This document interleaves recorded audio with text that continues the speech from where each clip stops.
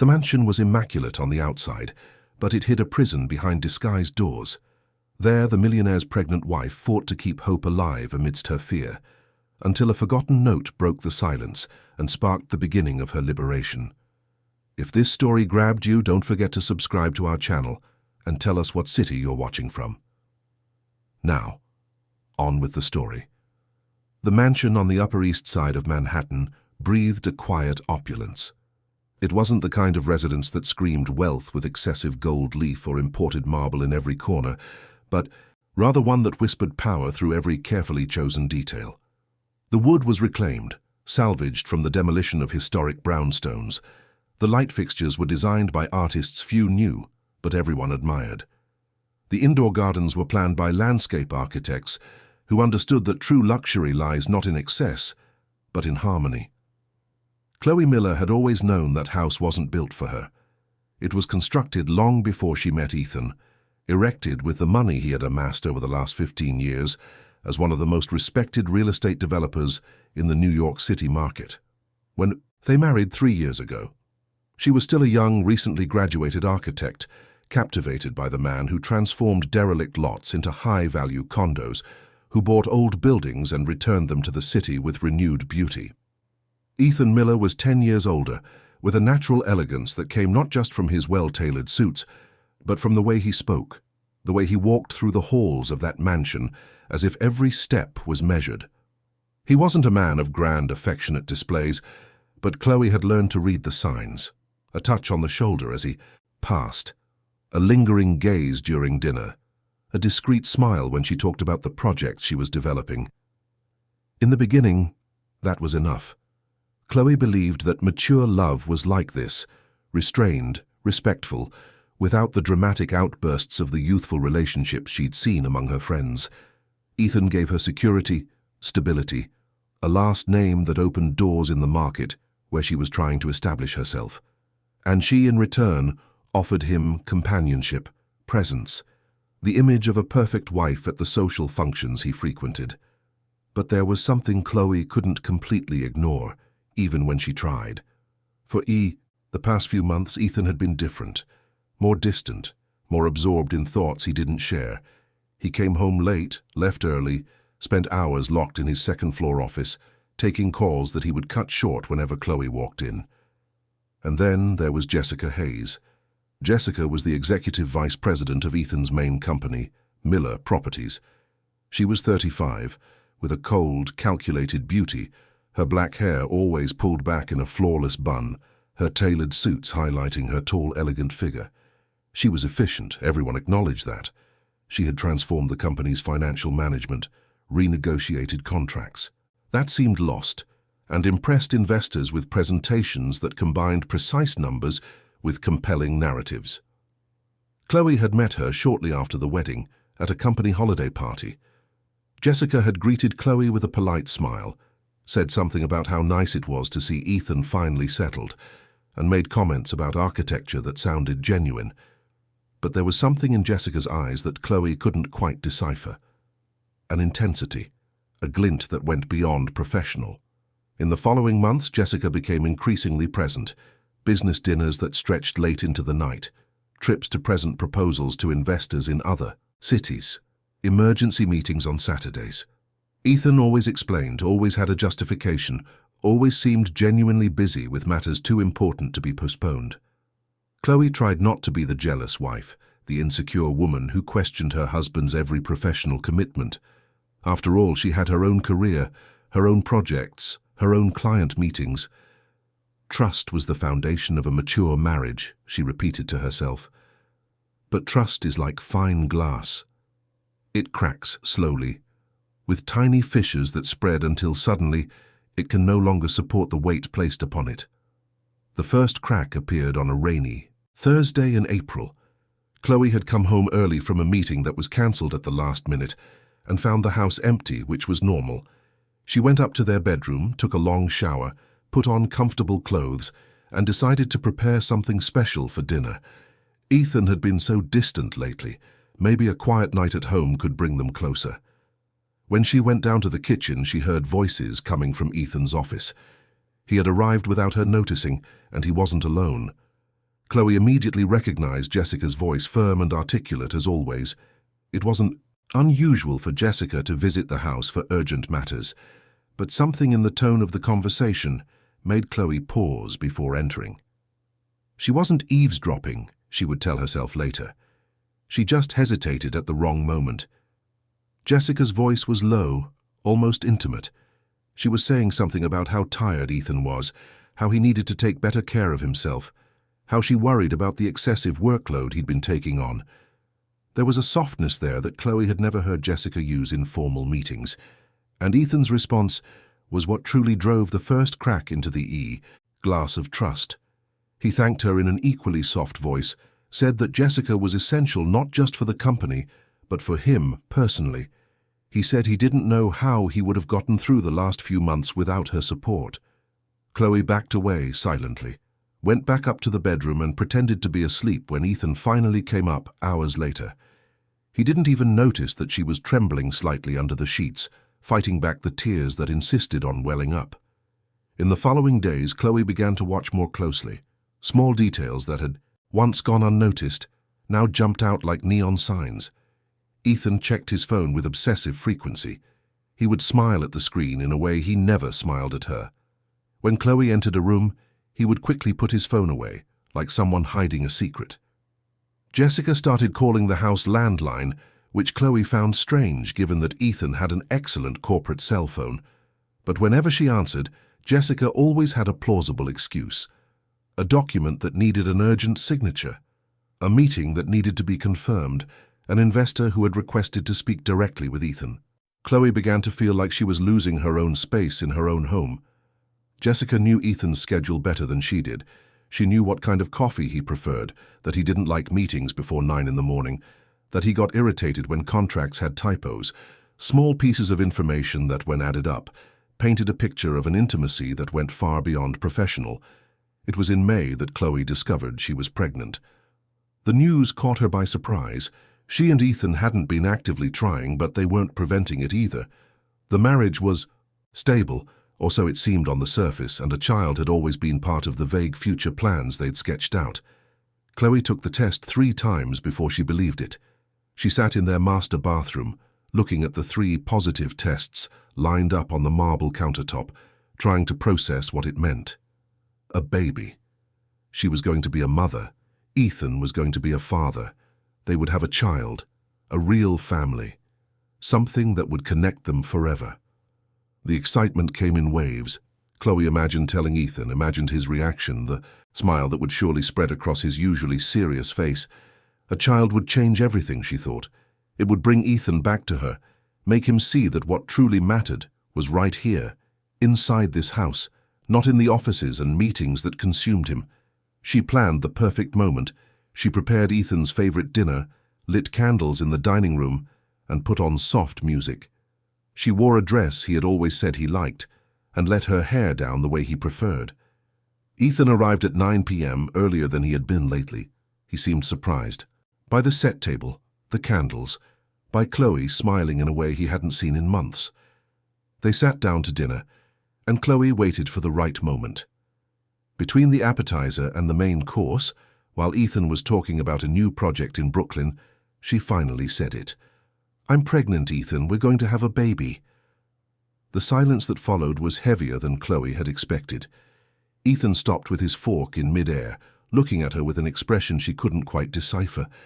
There was surprise, yes, but also something else, concern, hesitation, maybe even a quickly disguised flash of panic. But then he smiled, stood up, walked over to Chloe and hugged her. He said it was wonderful news, that he was happy, that he would be a great father. The words were correct, rehearsed, but Chloe sensed something was missing. The genuine emotion, the sparkle in his eyes, the excitement she had imagined. That night, lying side by side in bed, Ethan held Chloe's hand and repeated that he was happy. But his gaze was distant, fixed on the ceiling, as if he were calculating something she couldn't see. Chloe fell asleep with her hand on her still flat stomach, trying to ignore the feeling that something important had just changed, but not in the way she had hoped. In the days that followed, Ethan didn't mention the pregnancy again. He didn't ask how Chloe was feeling, didn't talk about names, didn't bring up turning one of the spare rooms into a nursery. It was as if that dinner conversation had never happened. And Jessica, curiously, became even more present. She started showing up at the mansion more frequently, always with folders of documents, always with urgent matters that needed to be discussed immediately. Chloe noticed that Jessica looked at her differently now, with an appraising gaze that quickly slid over her before settling back on Ethan. One afternoon, Chloe came down to the kitchen and found Jessica alone in the living room, flipping through papers with a casualness that suggested far too much intimacy with the space. Jessica looked up and smiled, a smile that didn't reach her eyes. "Chloe, what a surprise. I didn't know you were home." "I live here, Jessica," Chloe replied, with a gentleness that barely concealed the tension. "I don't need to announce when I'm in my own house." Jessica let out a light laugh, the kind that sounds like a crystal bell being tapped. "Of course, my apologies. Ethan asked me to sort through some contracts while he took an important call. You know how he gets when he's focused." "I know," Chloe said, keeping her tone neutral. The silence that settled between them was heavy with unsaid things. Jessica went back to looking at the papers, but Chloe could tell it was an act. She wasn't really reading, just pretending to be busy. "Jessica, can I ask you a question?" Chloe said finally, surprising even herself with her courage. Jessica raised her face, her eyebrows arched in an expression of polite curiosity. "Of course, Chloe. How long have you been working with Ethan?" 4 years, Jessica answered promptly. "Why?" "Just curious," Chloe said, but the word sounded false even to her own ears. "You two seem to have a very close partnership." Jessica's smile widened subtly. "Ethan is an exceptional leader. It's easy to work in sync with someone so competent. He has a business vision that few possess. It's inspiring to be by his side." By his side. The choice of words did not go unnoticed by Chloe. "I can imagine," Chloe said, forcing a smile. Ethan entered the room at that moment, saving them both from having to continue the conversation. He looked from Chloe to Jessica, seeming to sense the tension in the air but said nothing. He just took the papers Jessica handed him and suggested they continue their discussion in his office. Chloe watched them walk up the stairs together, side by side, and felt something twist in her stomach. It wasn't just jealousy. It was a premonition, an intuition that something much bigger was happening beneath the seemingly calm surface of her life. That night, Chloe couldn't sleep. She lay beside Ethan, listening to his breathing become regular as he fell asleep with an ease she envied. She got up carefully, went down to the kitchen, made a cup of chamomile tea, and sat by the window overlooking the indoor garden. The moon was full, illuminating the foliage with a silvery glow that made everything look unreal, almost dreamlike. Chloe placed a hand on her stomach, still flat, but where a tiny life was beginning to form. A baby that would be half her, half Ethan, a baby that was supposed to unite their family, but that Chloe was beginning to fear might actually reveal all the cracks that had been silently spreading. She thought of her mother, who had died when Chloe was 15. She thought of the advice she could never hear, the conversations they never had, the guidance a daughter needs when she's about to become a mother herself. She felt a sharp pang of longing, an old ache that the pregnancy seemed to have reawakened. Chloe closed her eyes and tried to imagine a future where everything worked out, where Ethan went back to being the man she had known, where Jessica was just a competent employee and nothing more, where their baby was born into a happy, stable family. But the image wouldn't fully form in her mind. There was always a shadow, a blur that wouldn't resolve, a feeling that something was out of place and she just couldn't identify what it was. When she finally returned to bed, it was past 3 in the morning. Ethan was still sleeping soundly, oblivious to the turmoil shaking Chloe's inner world. She lay down beside him, maintaining a careful distance between their bodies, and stared at the ceiling until exhaustion finally claimed her. In the days that followed, Chloe began to experience the first symptoms of pregnancy, morning sickness that had her running to the bathroom as soon as she woke up, a heightened sensitivity to smells, making perfumes she once loved now nauseating, a profound fatigue that seemed to settle in her bones, making even the simplest tasks exhausting. Ethan noticed, of course. It was impossible not to notice when Chloe rushed to the bathroom in the middle of breakfast, when she refused the coffee she had always drunk, when she fell asleep on the living room sofa in the middle of the afternoon. But instead of showing concern or offering care, Ethan seemed uncomfortable. He looked at Chloe as if he didn't know what to do, as if the pregnancy were a problem to be managed rather than a blessing to be celebrated. It was Jessica who suggested with a studied delicacy that perhaps Chloe needed to rest. She said it during a dinner at the mansion, when Ethan had invited some partners to discuss a new development. Chloe had only come down to greet the guests, but had felt so sick from the smell of the food that she had to excuse herself quickly. Jessica had followed her upstairs, ostensibly concerned, and knocked on the bedroom door. Chloe, too exhausted to send her away, allowed her to enter. "Pregnancy can be very draining," Jessica said, sitting in the armchair next to the bed where Chloe lay. "Especially in the first few months, you should consider taking some time for yourself, away from the stress." "Stress," Chloe repeated, the word sounding strange in her mouth. "I live in my own home, Jessica. What stress?" Jessica smiled with that condescending patience that made Chloe feel like a child being advised by an adult. "Sometimes your own home can be stressful. Household worries, management, dealing with staff. Maybe you need a sabbatical, something like that." Chloe stared at her, trying to understand where Jessica was going with this. A sabbatical, as if Chloe were an overworked executive who needed a vacation from her own privileges. "I'll think about it," Chloe said, just wanting Jessica to leave the room. But Jessica didn't leave immediately. She stayed for a few more minutes, looking around the room with an interest that seemed excessive, lightly touching the objects on the dresser as if she were assessing, cataloguing, memorizing every detail. When she finally went downstairs, Chloe lay in bed, staring at the ceiling, with a growing sense that something was very wrong. Jessica hadn't come up out of genuine concern. She had come up to evaluate, to see Chloe weak and vulnerable, perhaps even to confirm something she was already planning. Chloe didn't know what it was yet, but her intuition was screaming in her mind like an alarm that was impossible to ignore. And it was that night, lying alone in her room while Ethan remained downstairs talking with Jessica and his partners late into the night, that Chloe made a silent decision. She would watch. She would pay attention to every detail, every word, every look exchanged between Ethan and Jessica. She would no longer be the naive wife who blindly believed everything she was told. She would be vigilant, careful, protective not only of herself, but of the baby growing inside her. Because if there was one thing Chloe had learned in the last few months, it was that trust isn't given, it's earned. And Ethan, without realizing it, had been losing hers little by little, day by day, one distant look at a time. The mansion remained imposing and immaculate on the outside, but inside, in the invisible layers where emotions intertwine and truths hide, the cracks continued to spread, silent and inevitable, preparing the ground for what was to come. June arrived, bringing the first chill of the New York winter, the kind of cold that doesn't just freeze but seeps into your bones and makes the whole city slow down a bit. Chloe was in her 3rd month of pregnancy, and the morning sickness, which everyone said would pass, seemed to have taken up permanent residence in her routine.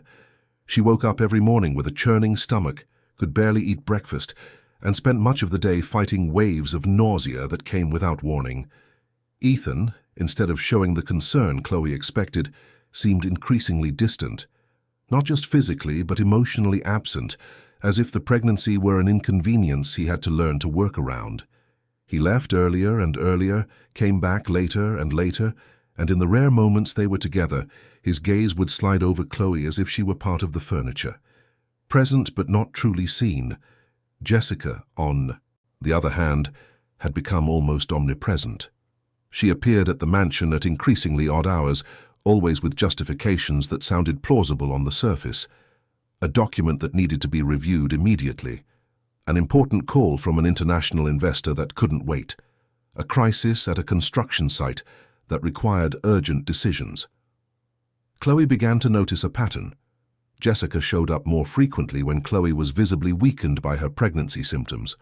It was as if she had a radar for moments of vulnerability, appearing whenever Chloe was lying on the living room sofa, trying to recover from a wave of nausea, or when she was climbing the stairs slowly, holding onto the railing because dizziness made her unsteady.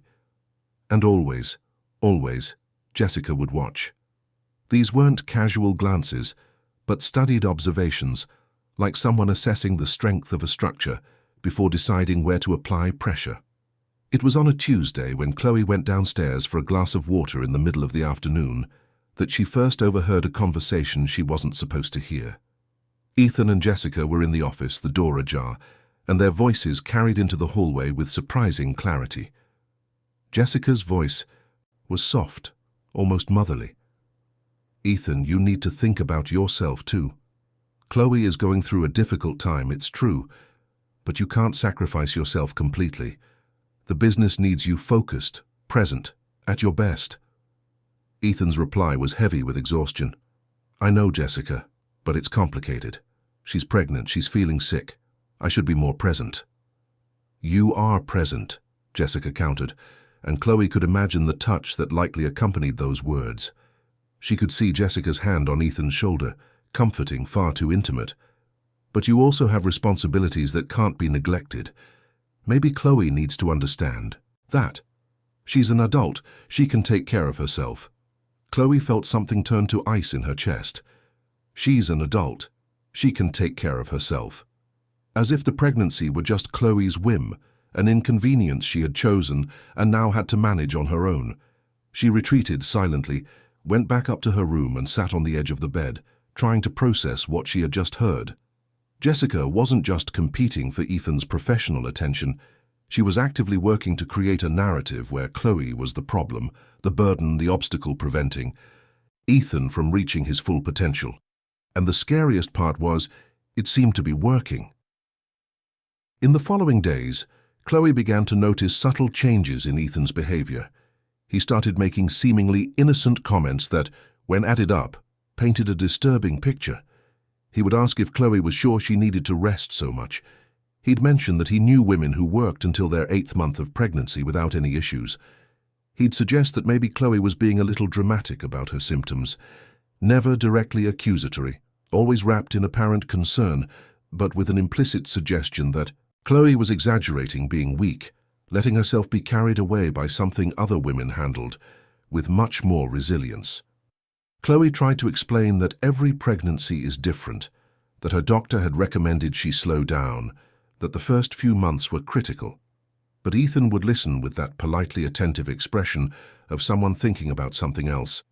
And Chloe knew, she knew with a certainty, that hurt, that he was repeating these conversations to Jessica, that he was seeking validation from the other woman about whether or not his wife was being reasonable.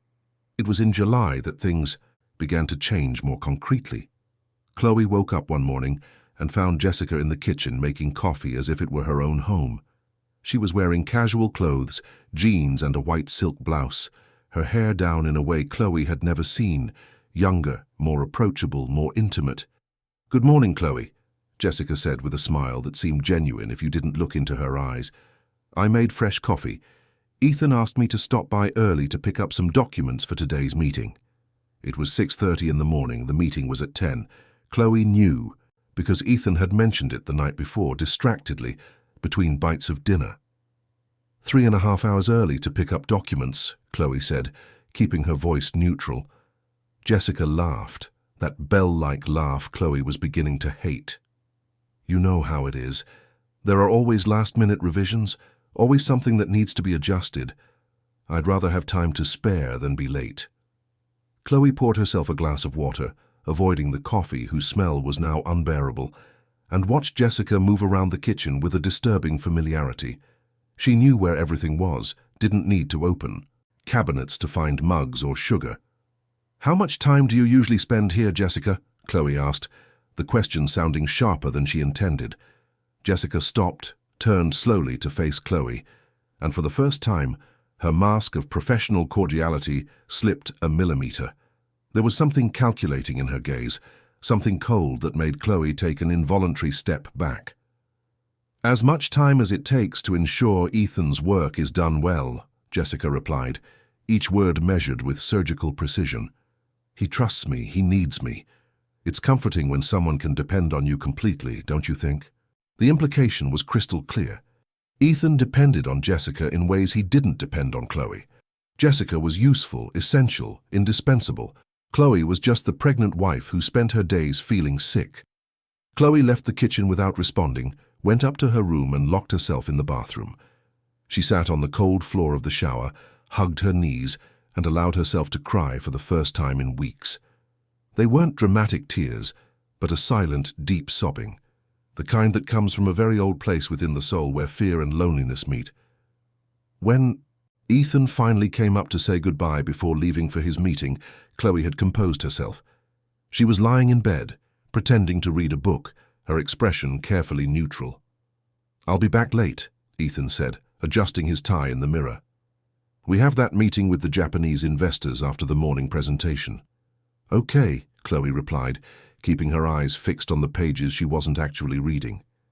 Ethan hesitated for a moment, as if he were about to say something more, but then he just nodded and left. Chloe heard his footsteps on the stairs, heard Jessica's voice joining. Heard the front door close, heard the sound of Ethan's car driving away. And then silence. The mansion was too big for one person. The cleaning staff only came 3 times a week, and on that particular day, Chloe was completely alone. She walked through the wide hallways, the enormous rooms, the indoor garden that seemed more and more like a jungle confined between glass walls. She felt like a stranger in her own home. Every room seemed to belong more to Ethan, or worse, to Ethan and Jessica than to her. The decor choices had been made before. Chloe arrived. The paintings on the walls were by artists Ethan collected. The furniture had been chosen by a designer Chloe had never met. She hadn't really made her mark on the space. She had moved into Ethan's life without bringing much of herself with her. Her few personal belongings were confined to the bedroom closet and a small office on the 2nd floor that she rarely used. And now, pregnant and increasingly isolated, Chloe was beginning to realize she was vulnerable in ways she had never imagined. She didn't have her own job. She had left the architecture firm, where she worked when they got married, accepting Ethan's argument that she didn't need to work, that she could focus on personal projects, on building their dream home. But she had never built anything. She had spent the last 3 years being the decorative wife, the elegant companion at business dinners, the perfect hostess when Ethan entertained partners at home. And now, when there was finally something concrete connecting her to Ethan, the pregnancy that was supposed to unite them, she felt more distant from him than ever. It was that afternoon, sitting alone in the 2nd floor library, that Chloe made a decision. She would no longer be passive.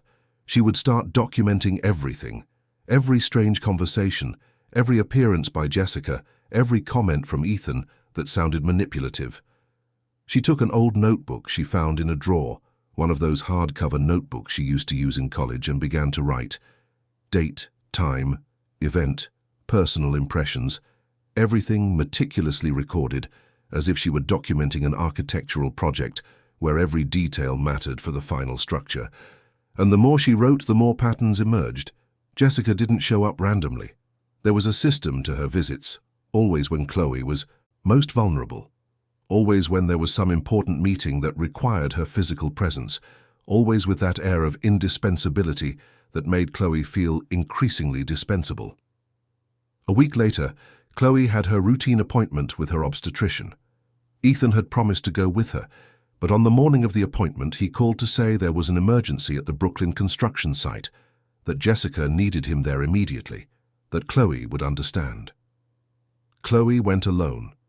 She sat in the waiting room surrounded by other pregnant women, most accompanied by husbands or mothers or friends, and felt a loneliness so profound it almost suffocated her. The obstetrician, Dr. Evans, a woman in her early 50s with a maternal manner that Chloe appreciated, noticed immediately that something was wrong. "Where's Dad, Chloe?" "Work," Chloe replied, forcing a smile. "You know how it is."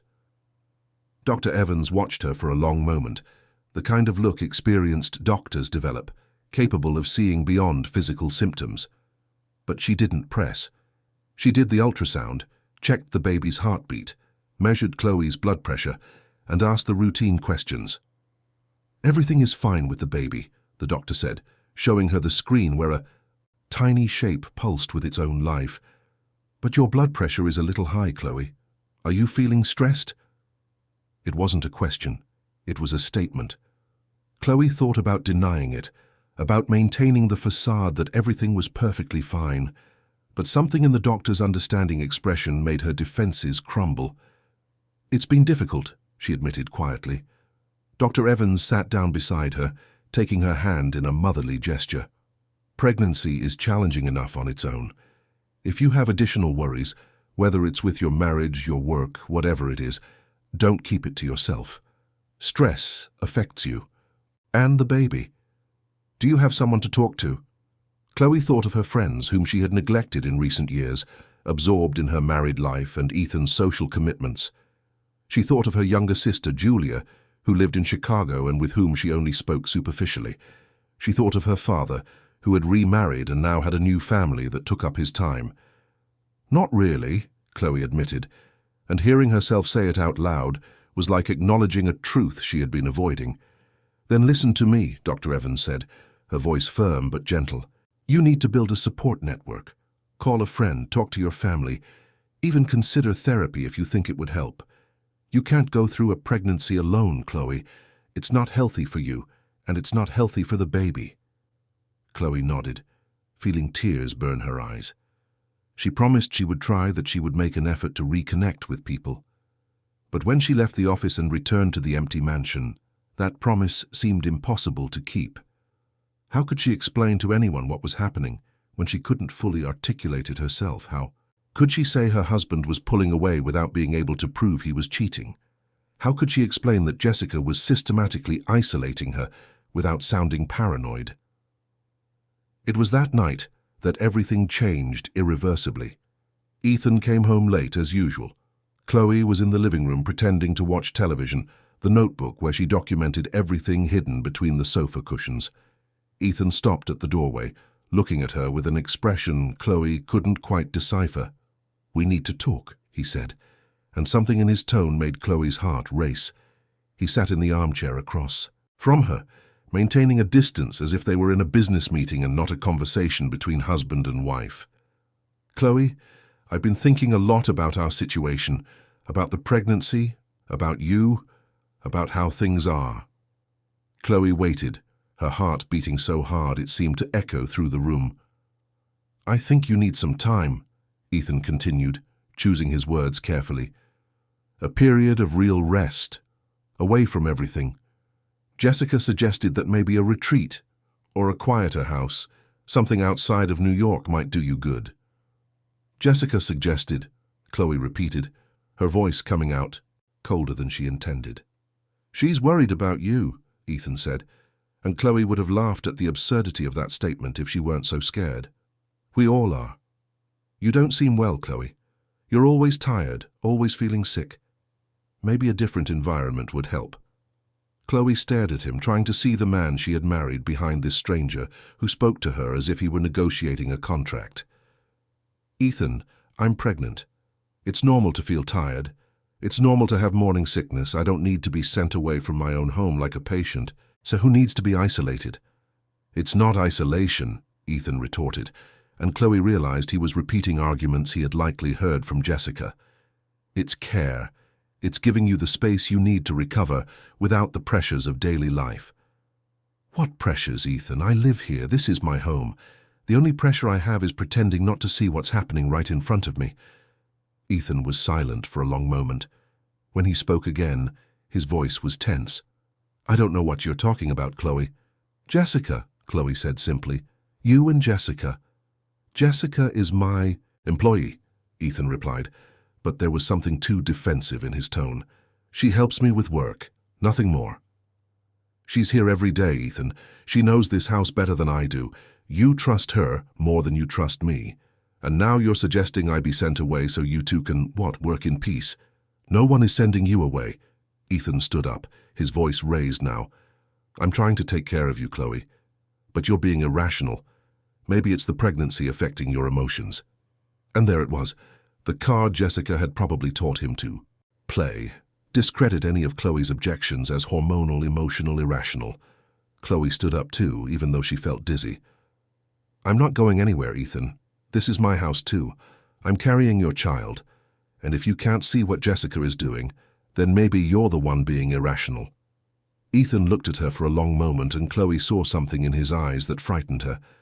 It wasn't anger. It was a cold, calculated decision, as if he had already made up his mind, and this conversation was just a formality. "I think we should talk when you're calmer," he said finally, and left the room without waiting for a response. Chloe stood there trembling, feeling the baby move for the first time inside her, a subtle flutter that could have been her imagination, but she chose to believe it was real. And it was in that moment that she knew with terrifying clarity that she had to protect herself, that Jessica wouldn't stop until she got what she wanted, that Ethan was being manipulated in ways he didn't even realize, and that she, Chloe, was alone in a battle she had never asked to fight. She went up to her room, locked the door, and for the first time since moving into that mansion, she felt trapped there not by choice, but by circumstances that were rapidly spiraling out of her control. What happened in the days following that conversation was so gradual that Chloe barely noticed the trap closing around her. It started with small things, too subtle to be questioned, but which, when added up, formed a disturbing pattern. Ethan began to suggest that Chloe stay in the bedroom more, that she rest more, that she avoid going up and down the stairs unnecessarily. He said that Dr. Evans had recommended rest, which wasn't a complete lie, but it wasn't the whole truth either. Jessica started showing up even more frequently, and Chloe noticed that she and Ethan would talk in whispers when they thought she wasn't around. One August morning, Chloe woke up feeling particularly ill. The nausea was worse, the dizziness made her unsteady, and there was a constant pressure in her temples that wouldn't leave her alone. She tried to get up to go to the bathroom, and her legs gave out. It wasn't dramatic. She didn't faint, but she felt her strength leave her for a moment and had to sit on the floor leaning against the bed, breathing deeply until she regained her balance. It was Jessica who found her like that. Chloe hadn't even heard her enter the house, but suddenly she was there, standing in the bedroom doorway, watching with those calculating eyes that made Chloe feel like a specimen being studied. "Chloe, are you okay?" Jessica asked, but there was something in her tone that wasn't genuine concern. It was poorly disguised satisfaction. "Just a dizzy spell," Chloe replied, trying to get up. "It'll pass in a few minutes." Jessica walked over to her, offered a hand to help her up, and Chloe, having no choice, accepted. Jessica's touch was cold, precise, devoid of any human warmth. "You shouldn't be alone in this condition," Jessica said, helping Chloe sit on the bed. "What if something more serious happens and no one is around?" "I live here, Jessica," Chloe said, too tired to maintain the hostility in her voice. "It's my home." Jessica smiled that way that made Chloe feel like a foolish child. "Of course it's your home, Chloe, but Ethan is worried. We all are. Maybe it's time to accept that you need more than you can find here." Before Chloe could respond, Ethan appeared at the door. Chloe hadn't heard him arrive, didn't know how long he'd been there, but from the expression on his face, it was clear that Jessica had already spoken to him. "Chloe," Ethan said, entering the room with measured steps, "we need to make a decision. You're not well. You can't go on like this." "I'm pregnant, Ethan," Chloe repeated, feeling like a broken record. "It's normal not to be 100% all the time." "This isn't normal, Chloe," Ethan retorted, and there was something in his voice Chloe had never heard before, a firmness that bordered on cruelty. "Jessica told me you almost fainted. What if you were alone? What if you fell? What if you hurt the baby?" The mention of the baby made something clench in Chloe's chest. It was the first time in weeks that Ethan had referred to the child directly, and he was using it as an argument to justify whatever he and Jessica were planning. "What do you want?" Chloe asked, looking from Ethan to Jessica. "What are you planning?" Jessica stepped forward, taking control of the conversation with the natural ease of someone who had rehearsed this moment. "There's a space in the house, Chloe, a room on the first floor that was renovated a few years ago but never used. It's quiet, away from the main areas, perfect for complete rest. We think you should spend some time there just until you feel better, without the distractions of the routine, without the stairs you have to climb, without the noise from the street. Just rest, tranquility, care. Chloe stared at them, trying to process what she was hearing. A room, secluded, without distractions. Every word was a carefully chosen euphemism to mask what they were really proposing. Isolation, confinement, a prison. "Are you serious?" Chloe said, her voice trembling between disbelief and fear. "You want to lock me in a room in my own house?"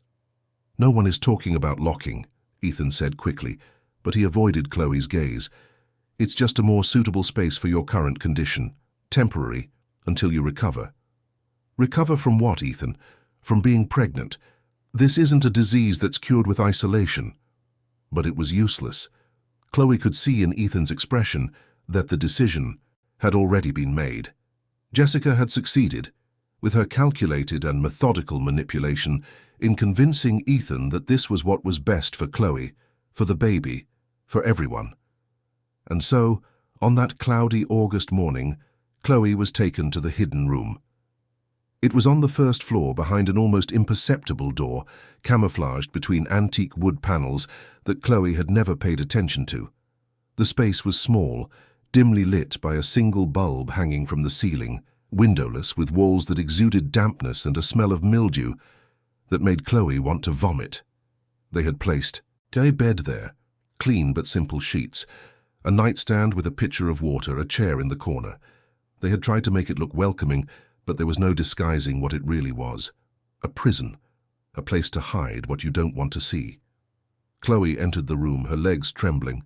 Jessica was right behind her, with that air of efficiency that made everything seem like a necessary medical procedure rather than the cruelty it truly was. "I'll check on you regularly," Jessica said, adjusting the pillows on the bed with precise movements. "I'll bring your meals, make sure you have everything you need. Ethan is very busy with the business, so it'll be better if I handle this." "And Ethan?" Chloe asked, looking at her husband, who remained at the door as if afraid to fully enter the space. Ethan looked away. "I'll visit when I can, Chloe, but I need to focus on work. The business can't stop." Chloe wanted to scream. She wanted to accuse him of cowardice, of allowing Jessica to manipulate the situation to the point of imprisoning her in her own home. But she looked at Ethan's face and saw something that made her fall silent. Guilt. He knew this was wrong. Knew on some deep level he couldn't access that he was being manipulated. But he was choosing to believe the narrative Jessica had built because it was easier than facing the truth. The door closed with a sound that echoed like a final verdict. Chloe stood there for a long moment, listening to Ethan and Jessica's footsteps recede, hearing their voices become distant murmurs, hearing the heavy silence that settled when they were finally out of earshot. Then she sat on the bed, placed a hand on her stomach, which was beginning to grow, and allowed herself to cry. It wasn't a dramatic cry, but a silent, deep one, the kind that comes from a place where fear and loneliness meet and create something close to despair. But Chloe wasn't just fear and loneliness. There was something else inside her, something the pregnancy had intensified, a survival instinct, not just for herself, but for the baby who depended completely on her. And if there was one thing Chloe had learned in the last few months, it was that she was stronger than she imagined. She stood up and began to explore the room systematically, as she would with any space she needed to understand. The walls were old, made of exposed brick in some spots where the plaster had fallen away. The floor was cold cement, without any covering. The low ceiling had damp stains that formed abstract patterns. It was then that Chloe noticed it. One of the bricks in the wall was slightly loose, the mortar around it cracked, as if someone had tampered with it long ago and never properly fixed it. Chloe walked over to it, touched it gently, and the brick moved. She pulled carefully, and it came out, revealing a small empty space behind the wall. It wasn't large, but it was enough to hide something small. An idea began to form in her mind. If she couldn't physically leave this place, if she couldn't scream loud enough to be heard, then she would leave a trail. Written messages, evidence of her own existence, breadcrumbs of truth, scattered in the hope that someone, someday, would find them. Jessica appeared for the first time at noon, bringing food, a tray with soup, bread, juice. Simple, almost hospital-like food, as if Chloe were a patient who needed a controlled diet. "How are you feeling?"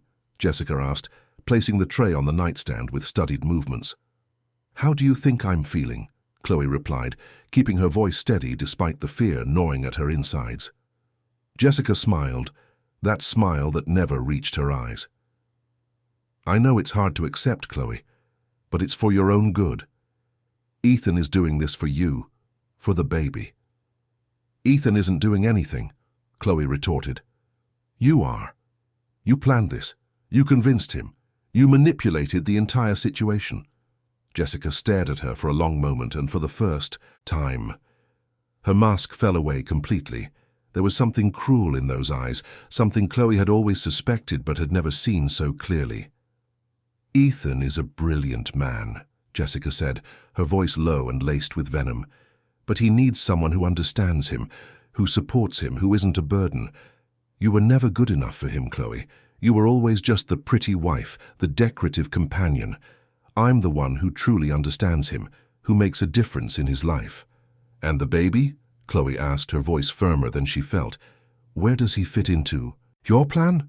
Jessica hesitated just for a second, but it was long enough for Chloe to see the truth. Jessica hadn't thought of the baby as a person. She had only thought of it as an obstacle, as the permanent bond between Chloe and Ethan that she needed to somehow break or weaken. "The baby will be cared for," Jessica said finally, composing herself. "But you need to be in a condition to care for him. And right now, clearly, you are not." Jessica left, locking the door behind her, and Chloe heard the sound of the key turning, confirming what she already knew. This wasn't voluntary rest. It was a prison. Chloe forced herself to eat the soup. She needed to keep her strength up, needed to think clearly. Afterward, she took a pen that Jessica had left forgotten on the tray and a paper napkin. She began to write. "My name is Chloe Miller. I am 4 months pregnant. I am being held in this room against my will by Jessica Hayes, who has convinced my husband, Ethan Miller, that this is necessary for my health. It is not true. This is a prison. If anyone finds this, message, please help." She folded the paper carefully, hid it in the hole behind the loose brick, and put the brick back in place. It would be the first of many messages, her way of resisting, her way of leaving proof that she existed, that she was here, that she would not disappear in silence. The days dragged on with torturous slowness. Jessica appeared 3 times a day with food and water. She never stayed long, never spoke beyond what was strictly necessary. Sometimes she brought clean clothes, towels, basic toiletries. Everything was calculated to keep Chloe alive and minimally comfortable, but never happy, never free. Ethan did not appear. Every night Chloe waited to hear his footsteps, to hear the door open, to hear his voice apologizing, acknowledging his mistake. But he never came. He was too busy, Jessica always said. He had important meetings, unavoidable trips, responsibilities that couldn't wait. The loneliness was physical. Chloe talked to the baby, placed her hands on her belly that grew slowly but steadily, whispered promises that everything would be okay, even without fully believing them herself. The baby responded with subtle movements, little flutters that could have been just muscle contractions, but that Chloe chose to interpret as communication. Chloe wrote messages almost every day. Some were just dates and brief descriptions of what was happening. Others were longer, more detailed, trying to explain how she had gotten here, how Jessica had manipulated everything, how Ethan had been convinced that this was care and not cruelty. She hid each message in the hole behind the brick, and every time she placed a new one, she felt she was keeping a part of herself alive. It wasn't just a body trapped in that room. It was an active mind, a silent resistance, a stubborn hope that someday someone would find those words and know the truth. It was in the 3rd week of confinement that Chloe began to notice something was changing outside. Jessica started arriving later, seemed more tense, less confident. Her words were shorter, less laden with that cruel superiority that had once permeated every sentence. Something was happening that Chloe couldn't see, but she could feel it in the atmosphere, like sensing a storm approaching, By the way, the air becomes charged. One afternoon, Chloe heard voices on the other side of the door. It was Ethan and Jessica, but the tone was different. Ethan wasn't speaking in that placating voice he had been using. There was irritation there, questioning, something that made Chloe's heart race. "This doesn't make sense, Jessica," Ethan was saying, his voice controlled but tense. "Chloe has been in there for 3 weeks. When exactly is she going to be well enough to come out?" "It's a matter of time," Jessica replied, but there was something defensive in her tone. "The doctor said she needs complete rest." "What doctor?" Ethan asked, and Chloe held her breath. "I didn't authorize any medical consultation. Dr. Evans called me yesterday asking why Chloe missed her scheduled appointment." Silence. Chloe imagined Jessica scrambling for an answer, trying to weave another lie to patch the hole that was starting to open in her carefully constructed narrative. "It must have been a misunderstanding," Jessica said finally. "Chloe isn't in any condition to go out for appointments. That's why I had a doctor come here." "And who is this doctor? What's his name? When did he come?" Ethan's questions were now direct, sharp, and Chloe realized something had shifted. He was starting to question, to doubt, to see the inconsistencies that had always been there but that he had chosen to ignore. "Ethan," Jessica said, changing tactics, using that soft voice that always worked. "You're stressed. We have that important presentation tomorrow. Let's focus on what matters. Chloe is being cared for. She's safe. She's fine." "I want to see her," Ethan said, and Chloe felt tears burn her eyes. "Now." "She's sleeping," Jessica replied quickly. "We shouldn't disturb her." "Then I'll wait for her to wake up," Ethan said, and Chloe heard his footsteps approaching the door. Jessica blocked his path. Chloe could picture the scene even without seeing it. "Ethan, please trust me. I've taken care of everything. Chloe is fine. The baby is fine. You don't need to worry. You just need to trust." And for a terrible moment, Chloe thought Ethan would back down again, that Jessica's voice would ensnare him once more, that he would choose to believe the lie because it was easier than facing the truth. But then she heard something that made her hold her breath. "Get out of my way, Jessica," Ethan said, his voice low, but filled with a determination Chloe hadn't heard in months. "Now." There was a hesitation, a moment, suspended in time where everything could have gone either way. And then Chloe heard footsteps moving away, heard Jessica retreat, heard the key turning in the lock.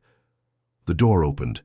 Ethan stood there, framed in the entrance, looking at the tiny room, at the dim bulb hanging from the ceiling, at the damp walls with mildew stains, at Chloe sitting on the simple bed, hugging her own belly as if she could protect the baby from everything that was happening.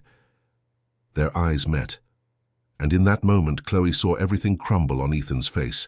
The understanding hit him like a punch, knocking the wind out of him, making him take a step back as if he had been physically struck. "Chloe," he whispered, his voice broken. "My God, Chloe, what have I done?" Chloe didn't answer. She couldn't. The tears finally came, silent but deep, the kind of cry that comes from a place where pain and relief mix into something impossible to name. Ethan entered the room, looking around with an expression of growing horror. He saw the simple bed, the nightstand with the half-empty pitcher of water, the bucket in the corner that served as a makeshift toilet, the dampness on the walls, the smell of mildew that permeated everything. "This is in my house," he said more to himself than to Chloe. "You were here, just a few feet from where I slept, and I didn't know." "You knew," Chloe said finally, her voice hoarse from so much silence. "You chose not to see." Chloe's words hung in the air like an irrefutable accusation. "You chose not to see." Ethan stood frozen in the middle of that cramped room, breathing heavily, as if the air in that space were denser, heavier than it should be. Chloe watched. The emotions storm across his face. Shock, horror, realization, guilt. So much guilt, it was almost palpable. Jessica appeared in the doorway, trying to regain control of the situation with the skill of someone who had always known how to manage a crisis. "Ethan," she said, her voice carefully modulated between concern and firmness. "Let's talk outside. Chloe needs to rest." But Ethan didn't move. He kept looking around the room as if he were seeing for the first time not just the physical space but everything it represented. The betrayal, the cruelty, the willful blindness that had led him to allow this to happen. "How long?" Ethan asked, his voice low and controlled in a way Chloe recognized as dangerous. "How long has she been in here, Jessica?" 3 weeks, Chloe answered, before Jessica could formulate a response. 3 weeks locked in this room. 3 weeks eating what she brought me. 3 weeks without seeing the sun, without breathing fresh air, without contact with anyone but her. Ethan finally turned to Jessica, and Chloe saw something she had never seen before. Rage, not the explosive anger of someone who has lost control, but a cold, contained fury, infinitely. More terrifying because it came from a place of complete understanding. "You told me Chloe was in the master bedroom," Ethan said, each word measured. "You said she was resting voluntarily. You said a doctor recommended it. You said she was fine." Jessica maintained her composure, but Chloe noticed the small cracks in her facade, the slight curl of her fingers, the muscle twitching in her jaw, the way her eyes darted away for a fraction of a second before fixing on Ethan again. "I did what was necessary," Jessica said, a challenge in her voice now. "Chloe wasn't well." "Ethan, you said so yourself. She was becoming a problem, a distraction. The business was suffering. You were suffering. Someone had to make a tough decision." "A decision," Ethan repeated, his voice rising for the first time. "You locked my pregnant wife in a damp, dark room in my own house, and you call that a decision?" "It was temporary," Jessica insisted, taking a step into the room. "Until she recovered. Until you realized you don't need her in the way she wants you to believe. I did this for us, Ethan. For you and me." The silence that followed was absolute. Chloe saw the exact moment Ethan processed what Jessica had just said. "For you and me." As if there were an us that included them and excluded Chloe. As if this had all been part of a larger plan Jessica had architected, not just to push Chloe away, but to take her place. Ethan took a step back, looking at Jessica as if he were seeing her for the first time. And maybe he was. Maybe all the layers of manipulation, all the carefully chosen words, all the calculated smiles were finally being seen for what they truly were. "Get out," Ethan said, his voice low but firm as concrete. Jessica blinked, surprised for the first time since Chloe had known her. "Ethan, be reasonable. Let's talk about this. You're emotional. You're not thinking clearly."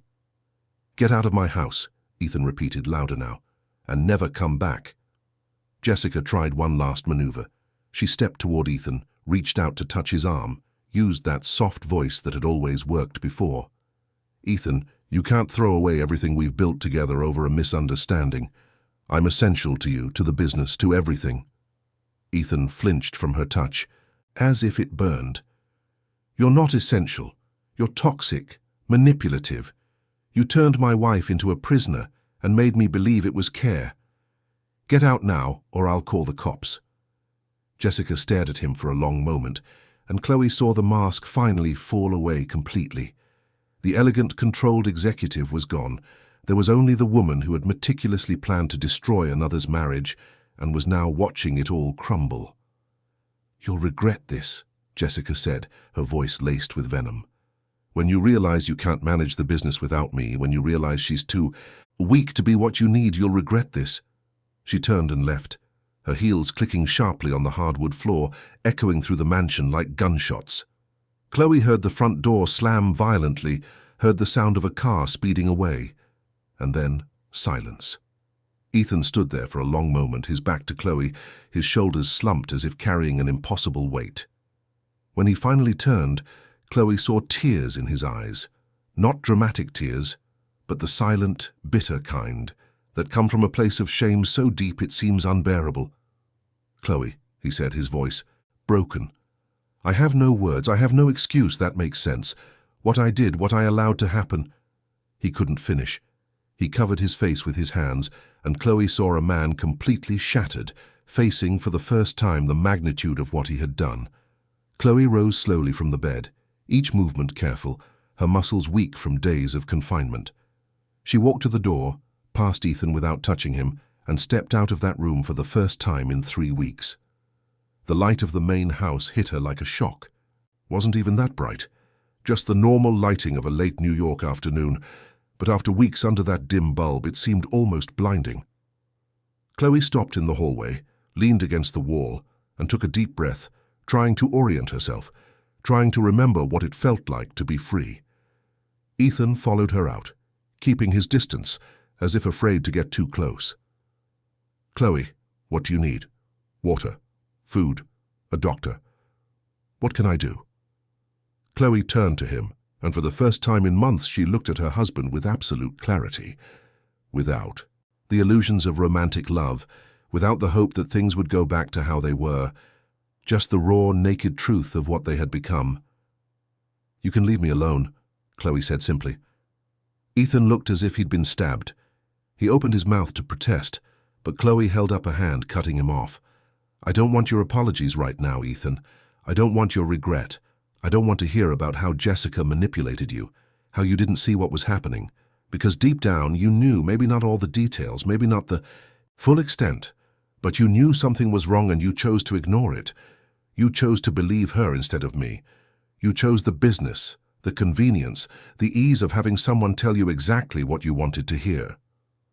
Each word was a blade, precise and painful. Ethan tried to speak, but Chloe continued. "I was pregnant, Ethan, carrying your child, and you locked me in a dark room because it was easier than facing the truth, because it was more comfortable to believe that I was the problem than to admit that you were being manipulated." Ethan sank into a nearby chair, his hands trembling. "You're right," he said, his voice barely audible. "You're right about everything. I'm a coward. I'm weak. I was blind and selfish. But Chloe, please, let me try to fix this. Let me take care of you, of the baby. Let me prove I can be better." Chloe felt tears burn her eyes, but she wouldn't let them fall. Not now. Not when she needed to maintain her clarity. "Ethan, it's not about whether you can be better. It's about the fact that I can't trust you anymore. Trust isn't something you fix with promises and good intentions. It's something you build over time with consistent actions, with making the right choices again and again, and you have completely shattered mine." Ethan stood up, taking a step toward her. "Then give me time. Give me the chance to rebuild it." Chloe shook her head, feeling something break inside her. It wasn't anger. It was a deep sadness, the kind that comes from accepting that something you loved no longer exists. "I need to think about the baby now, Ethan. I need to think about raising our child in a healthy, safe environment, where I don't have to look at you every day, and remember being trapped just a few feet away while you slept peacefully, where I don't have to wonder if you'll believe the next person who whispers sweet lies in your ear." "But I've changed," Ethan insisted, desperation clear in his voice. "In these last few minutes, seeing that room, seeing you there, I've changed. I will never let this happen again." Chloe looked at him with an expression that mixed compassion and exhaustion. "Real change doesn't happen in minutes, Ethan. It happens over months, years, in daily choices to be better. And I can't wait around to see if your change is real or just temporary remorse." A heavy silence filled the space between them. Outside, the New York afternoon went on. Cars passed on the street. People came and went. Life continued, indifferent to the small drama unfolding inside the mansion. "What are you going to do?" Ethan asked finally. Chloe looked around the house that had never truly been hers. "I'm leaving. I'm going to my sister's place in Chicago for a while. I'm going to have this baby in peace, away from all of this, away from you." "And after?" Ethan asked, his voice broken. "After the baby is born?" Chloe touched her belly with a protective hand. "After, we'll see. You can meet your child, Ethan. You can be part of his life. But as for us, as husband and wife, that's over. I can't go back to a place where I was imprisoned. I can't love someone who failed me in the most fundamental way possible." Ethan covered his face with his hands again, and Chloe saw his shoulders shake. Part of her wanted to comfort him, that old instinct to care, to soothe the pain of others. But a larger, wiser part, the part that had grown during those 3 weeks of confinement, knew it wasn't her responsibility to manage the feelings of the person who had hurt her. "I'm going to pack my things," Chloe said, turning toward the stairs. "Wait," Ethan said, standing up quickly. "At least let me call a doctor. Let me make sure you and the baby are okay before you go." Chloe hesitated. It was a reasonable request, and she knew she needed to be examined after 3 weeks in such poor conditions. "Fine," she agreed, but not Dr. Evans. I don't want to deal with complicated explanations right now. Call a doctor who can come here, do a basic checkup, and make sure we're okay to travel." Ethan nodded, already reaching for his phone, relieved to have something concrete he could do. The doctor arrived an hour later. He was an older, experienced man who asked direct but kind questions. He examined Chloe carefully, checked her blood pressure, listened to the baby's heartbeat, and ran some basic tests. "You're dehydrated and your vitamin levels are low," he said, closing his medical bag with a professional air. "But nothing that can't be corrected with proper nutrition and rest. The baby seems to be fine, considering the circumstances. You were lucky." Chloe didn't feel lucky, but she thanked him anyway. "I'll prescribe some supplements," the doctor continued, writing on a prescription pad. "And I strongly recommend you seek psychological counseling. What you went through wasn't just physically difficult, it was traumatic. You'll need to process it properly." Chloe nodded in agreement, took the prescriptions, and thanked him again. Ethan walked the doctor to the door, spoke quietly for a few minutes that Chloe couldn't hear, and returned to find her heading up the stairs. She packed methodically, taking only the essentials: simple clothes, personal documents, a few keepsakes that still held meaning. She left behind the expensive jewelry Ethan had given her, the designer dresses she had worn to social events, everything that represented the life she thought she was building, but which had turned out to be just an elegant facade on rotten foundations. Ethan watched from the bedroom doorway, saying nothing, just observing as Chloe systematically dismantled the life they had shared. When she was finished, Chloe picked up her suitcase and turned to him one last time. "I'll leave a contact number with you," she said, her voice firm, "for matters related to the baby. When he's born, I'll let you know. You can visit him, get to know him, be the father he deserves. But I need you to respect my boundaries, Ethan. I need you to understand that what we had is over." Ethan nodded, tears now streaming freely down his face. "I will be the best father I can be," he promised, "and I will spend the rest of my life trying to make up for what I did to you." Chloe looked at him for a long moment. "Don't do it for me, Ethan. Do it for yourself. Do it to be a better man than you were. But don't expect it to change anything between us." She walked down the stairs, through the living room where so many important conversations had happened, past the hallway that led to that damned room that was now a permanent part of her story. At the door, she turned one last time. The mansion seemed smaller now, less imposing. It was just a house, bricks and wood and glass, without the weight of meaning. Chloe used to assign to it. Ethan had followed her, maintaining a respectful distance. "Take care of yourself, Chloe," he said, his voice hoarse. "And please, let me know if you need anything. Money, support, whatever." "I'll be fine," Chloe replied, and for the first time in months she truly believed it. The cab Ethan had called was waiting. Chloe got in, gave the address for the bus terminal, and looked out the back window one last time as they pulled away. Ethan was standing in the doorway of the mansion, a solitary figure framed by the grand architecture, and Chloe felt a pang of something that was no longer love, but perhaps compassion. He would have to live with what he had done. He would have to wake up every day remembering how he had almost destroyed the woman he had promised to protect. But that was no longer Chloe's problem. The trip to Chicago was long but peaceful. Chloe spent the hours looking out the bus window, watching the landscape change, watching New York City fall behind, watching new possibilities open up as the distance grew.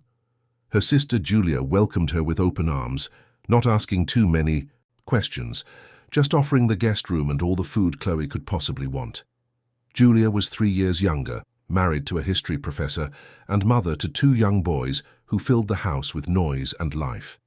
Julia's house was modest compared to the mansion, but it was filled with something the mansion had never had: warmth, laughter, genuine love that didn't need to be shown through grand gestures but lived in the small details, in the shared breakfasts, in the conversations in the kitchen while preparing dinner, in Chloe's nephews, who quickly adopted her as part of their games.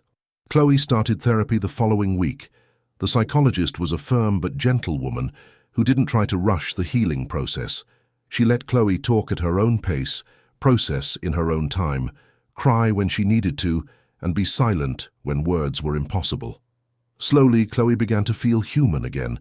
Her belly grew, the baby moved with more frequency and strength, and she began to feel genuine excitement for motherhood, no longer tainted by the fear and tension that had permeated her entire pregnancy in New York. Ethan called weekly. The conversations were short, respectful, asking how Chloe was, if she needed anything, how the baby was doing. Chloe answered politely, keeping the conversations strictly factual, leaving no room for emotional discussions. He sent money, more than Chloe needed, and she accepted it not out of dependence, but out of practicality. It was money for their child, to ensure the baby would have everything he needed. The months passed faster than Chloe expected. Fall arrived, then the Chicago winter, genuinely cold in a way New York never was. Chloe wore thick coats, drank hot chocolate, and walked through the city's parks watching other families, other stories, other lives moving forward independently of her own. It was on a July morning, when Chloe was in her 8th month of pregnancy, that the contractions began. Julia rushed her to the hospital, called Ethan while she drove, and Chloe spent the next few hours focused only on the task ahead. Breathe, push, bring this new life into the world. Ethan arrived in time to see his son born. He stayed outside the delivery room, as Chloe had requested, but he was there when the nurse brought the baby out, wrapped in a light blue blanket. "It's a boy," the nurse said, smiling. "Healthy, strong, perfect." Chloe held her son for the first time, looked at that tiny face, and felt something expand in her chest. It wasn't just love, though there was plenty of that. It was purpose, clarity, the absolute certainty that everything she had been through, all the suffering and fear and pain, had been worth it for this moment. "What are you going to name him?" Julia asked, tears in her eyes. Chloe looked at her son, then at Julia, then briefly at Ethan, who was watching through the glass. "Gabriel," she said, "it means God is my strength. He's going to need strength, and he'll have it." Ethan asked to come in, and Chloe, after a moment's hesitation, agreed. He approached slowly, as if afraid any sudden movement might break the moment. He looked at his son with an expression of complete awe. "May I?" he asked, holding out his hands. Chloe carefully handed Gabriel over, watching as Ethan held the baby with a gentleness she didn't know he possessed. "Hi, Gabriel," Ethan whispered, his voice thick with emotion. "I'm your dad, and I promise I will be better for you than I was for your mum. I will protect you. I will be present. I will do everything right this time." Chloe saw tears fall down Ethan's face, saw the genuine transformation in his eyes, and allowed herself to believe that maybe, just maybe, he was telling the truth. But it didn't change anything between them. The love that had existed was dead, buried in that dark room where Chloe had spent 3 weeks trapped. There was no resurrection possible. "You can visit him whenever you want," Chloe said softly. "You can be part of his life. You can be a good father. But I need you to understand, Ethan, that I'm not coming back. Not to you, not to that house, not to that life." Ethan nodded, still looking at Gabriel. "I know," he said quietly. "I understand, and I won't ask for more than you're willing to give.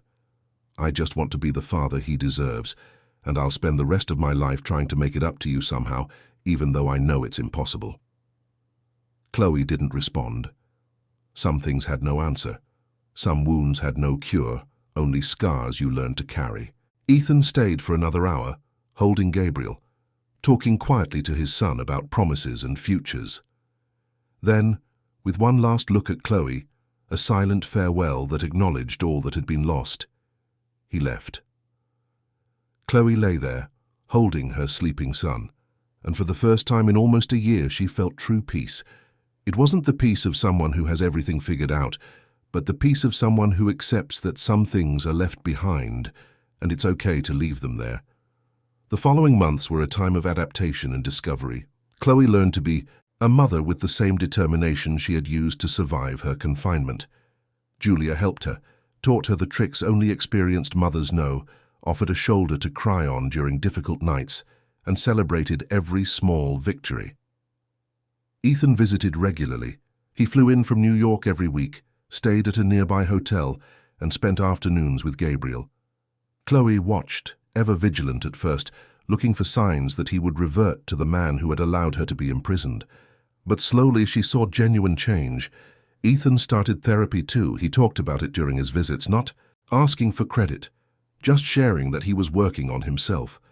He dissolved partnerships in all the businesses Jessica had helped build, starting over with a new, more balanced team. Jessica had completely disappeared. Ethan mentioned once that she had tried to sue him for wrongful termination, but the lawsuit had gone nowhere. After that, total silence, as if she had never existed, though the scars she left remained. Gabriel grew quickly, as all babies do. He smiled for the first time at 2 months, held his head up on his own at 3, started rolling over at 4. Each developmental milestone was celebrated, photographed and shared between Chloe, Julia, and yes, Ethan too. One spring afternoon, when Gabriel was 6 months old, Ethan asked to speak with Chloe privately. They sat in the small garden of Julia's house while her nephews played on the makeshift playground Julia's husband had built. "Chloe," Ethan began, choosing his words carefully, "I know I have no right to ask anything of you. I know I broke your trust in ways that might be impossible to fix. But I need you to know that these last few months, watching you with Gabriel, seeing how you've rebuilt yourself after everything I allowed to happen, have made me realize something." Chloe waited, not helping him, not making it easier. "You are the strongest person I know," Ethan continued, "and I was the biggest fool in the world for not seeing it sooner, for letting someone like Jessica convince me that you were weak, that you were a problem. You were never the problem, Chloe. You were always the solution, and I was too blind, too cowardly, too selfish to see it." Chloe looked at him, saw the sincerity in his eyes, but also felt the emotional distance that now existed permanently between them. "I appreciate you saying that, Ethan," she replied calmly, "and I believe you're being sincere. But I need you to understand that those words, while important, don't change what happened. They don't erase the 3 weeks I spent locked away.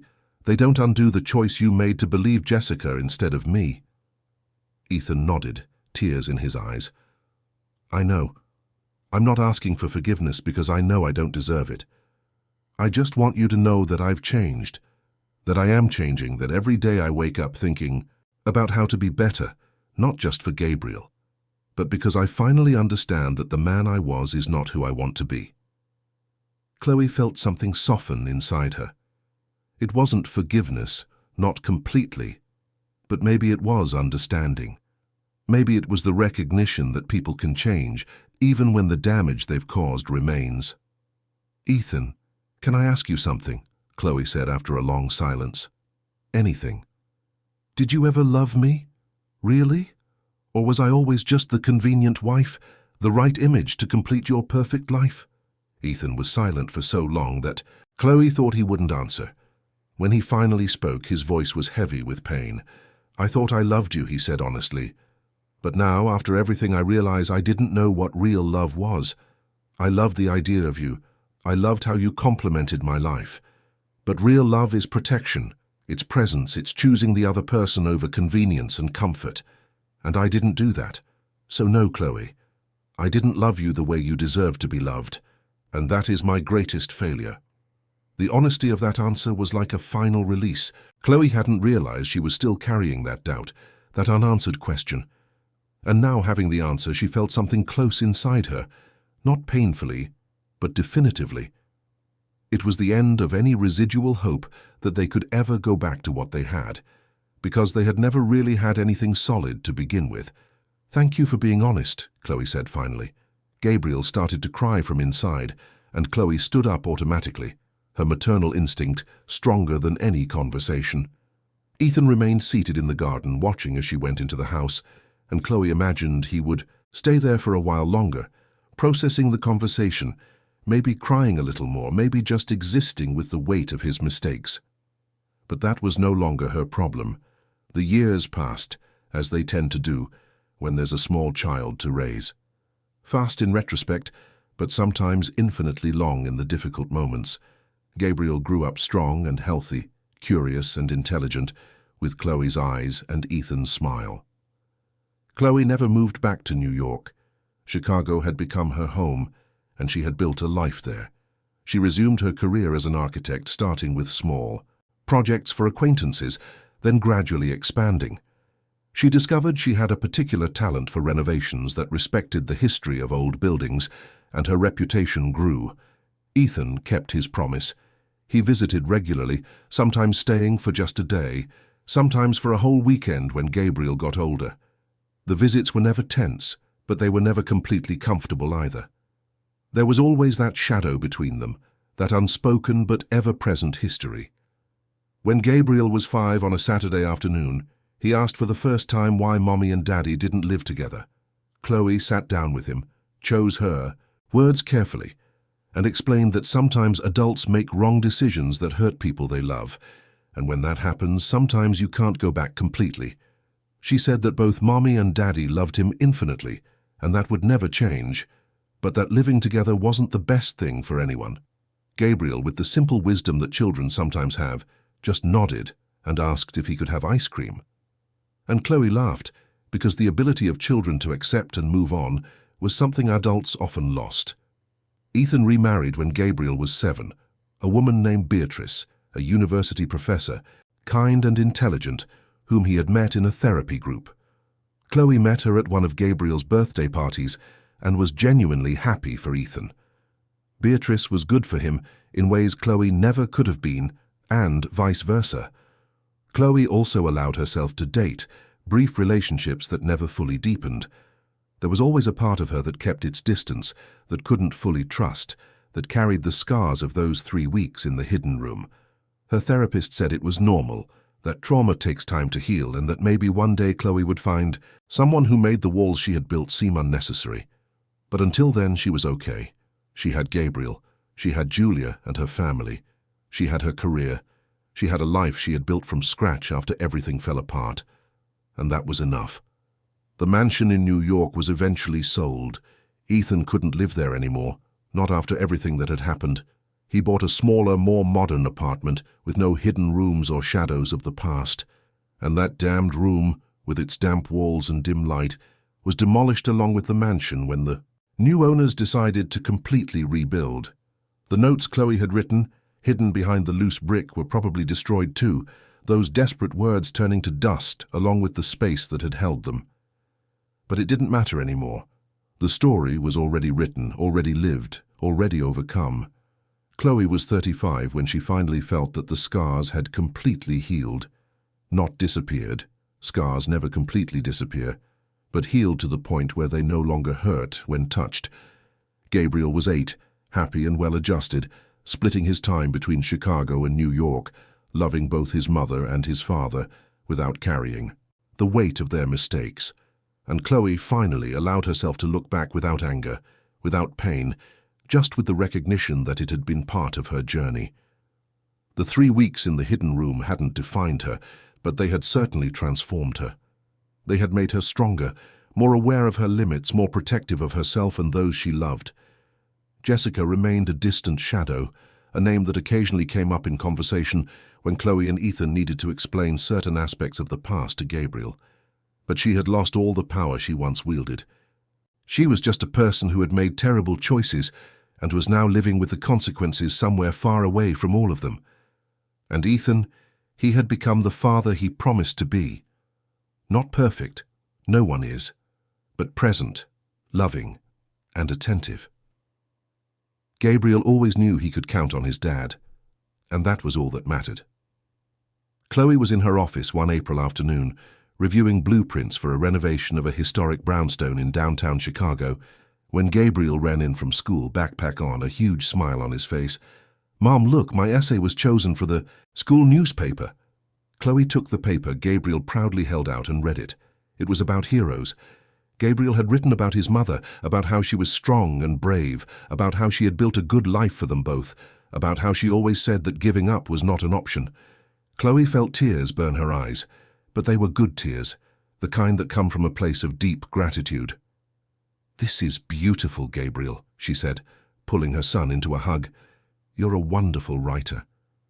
"I learned from you," Gabriel said simply. "You always say, words have power, so I tried to use the right words." Chloe held her son a little longer, feeling that small heartbeat against hers, and she knew that everything, absolutely everything she had been through, had been worth it.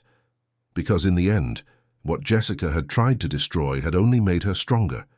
What Ethan had broken, she had rebuilt better, and the baby she had carried through those terrible 3 weeks had grown into an incredible, kind, intelligent boy who saw his mother as a hero.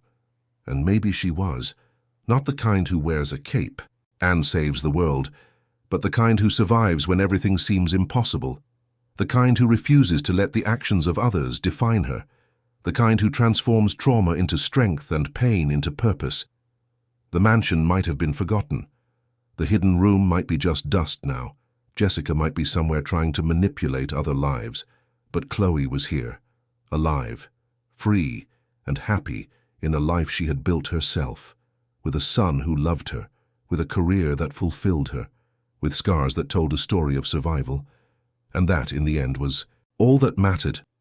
Because sometimes the happy ending isn't going back to what was before. It's discovering that you don't need it to be happy. It's learning that you are whole on your own, that true love starts with loving yourself enough not to accept less than you deserve.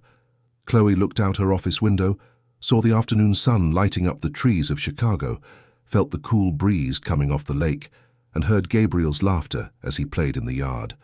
And she smiled, because she was home, not in the mansion that had never truly been hers, but here, in this simple, true life she had created with her own 2 hands. And that was the greatest victory of all. Dear listeners, we hope the story of Chloe, Ethan, and Gabriel has deeply touched your heart. If you were moved by Chloe's strength, by her ability to rebuild her life even after going through the most difficult situations, leave a like, subscribe to the channel, and tell us in the comments which moment stood out to you the most. Was it her courage to break free? Ethan's transformation? The unconditional love for her son Gabriel? Every day, we bring you intense stories like this one, stories that reveal the deepest side of the human soul, that show we can be reborn even from the ashes, that prove feminine strength can overcome any adversity. Your presence here is very important to us. Share this story with someone who needs to hear that it's possible to start over, that it's possible to choose your own happiness, that no one deserves to live imprisoned, whether in a hidden room or in the chains of toxic relationships. We'll see you in the next episode, with another story that will stir your emotions and make you reflect on what truly matters in life. See you soon.